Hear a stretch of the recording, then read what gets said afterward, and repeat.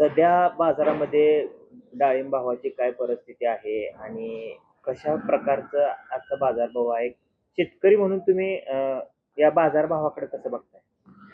डाळिंबाचे भाव आतापर्यंत चांगले होते. आता या 4 दिवसात भाव डाळिंबाचे एक 40-50 रुपये रेटनं उतरले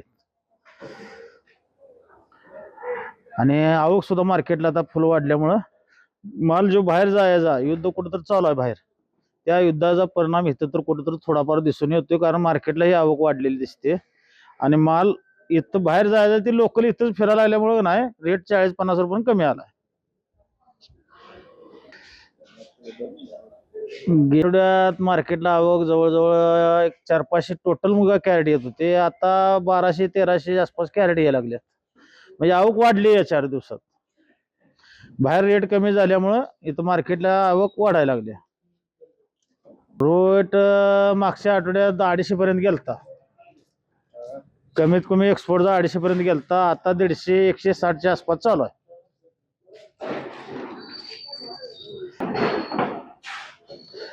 देशात जे आज हे युद्ध चालू आहे त्यामुळे इकडे जे फटका बसायला लागला, डाळिंबदारांना फटका बसायला लागलाय. डाळिंबाचे बाजारभाव एक्सपोर्टसाठी जरा थोडे कमी झालेत. त्याचं कारण असं की इराण, इस्रायल आणि अमेरिकेचं युद्ध चालू आहे, त्यामुळं जे कंटेनर इथनं एक्सपोर्ट होऊन जाणारे माल आहे ते जरा थांबलेत. त्यामुळं जवळपास 150 ते 200 कंटेनर JNPT ला पडून आहेत आमचे डाळिंबाचे, सांगलीतून, सोलापूर, नाशिक ह्या साईडचे. त्यामुळं व्यापारी नवीन जो माल घेणार आहे तो घेईना झालेत. त्यामुळे शेतकऱ्यांवर त्याचा परिणाम झालाय. जवळपास 40-50 रुपयानं रेट रिवर्स झालेत.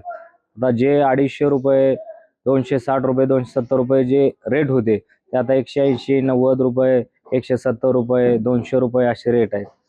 त्यामुळं शेतकऱ्यांवर बराच परिणाम झालेला आहे त्याचा आणि ह्यावर काहीतरी तोडगा सरकारने आणि त्या संबंधित यंत्रणेने काढावा अशी सर्व शेतकऱ्यांची मागणी आहे.